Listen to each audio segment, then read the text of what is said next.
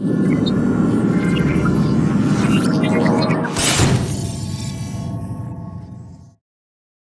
کسان تھا، اس نے جوار بوئی۔ جب فصل پک گئی ایک شیر آیا اور کھیت میں گھس گیا۔ کسان ایک Please subscribe my channel, press the bell button, like and share. چھپر پر بیٹھا ہوا تھا۔ شیر نے اسے کہا نیچے آتروں میں تمہیں کھا جاوے گا۔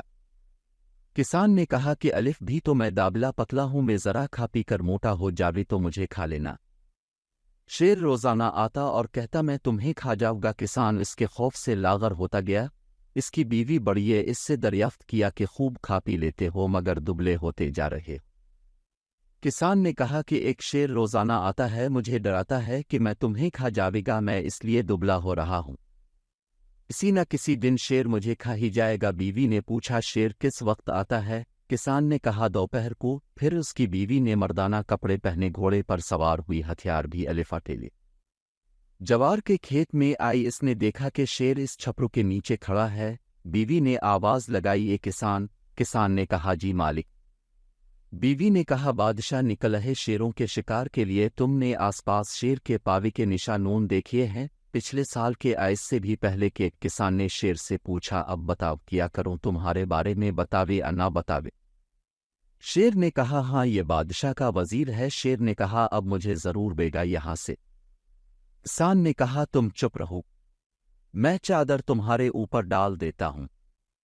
شیر سو گیا اور کسان نے اس کے اوپر چادر ڈال دی۔ پھر اس نے جواب دیا اس سوار میں نے شیر کے پاوے کے نشان نہیں دیکھے۔ سوار نے پوچھا وہ موٹی کالی چیز کیا پڑی ہوئی ہے شال کے نیچے؟ کسان نے کہا یہ لکڑی ہے، میں نے اسے حقہ جلانے کے لیے رکھا ہوا ہے۔ بیوی نے کہا اس کا کچھ حصہ مجھے کاٹ کر دے دو، میں بادشاہ کے لیے لے جاوے گا، وہ بھی حقہ پیتا ہے۔ کسان نے شیر سے پوچھا اب میں کیا کروں؟ Please subscribe my channel, press the bell button, like and share. شیر نے کہا اب میرا کان کاٹ کر دے دو۔ کسان نے شیر کا کاٹ کر دے دیا۔ بیوی نے کہا اس سے ذرا بڑا ٹکڑا دے دو۔ شیر نے کہا اب دوسرا کان بھی کاٹ کر دے دو۔ کسان نے دوسرا کان بھی کاٹ کر دے دیا۔ بیوی نے غصے میں کہا اس سے بڑا ٹکڑا کیوں کاٹ کر نہیں دے دیتا اس لکڑی کے تنے سے؟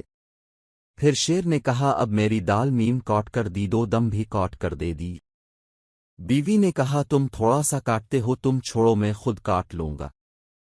یہ سنتے ہی شیر بھاگ کھڑا ہوا۔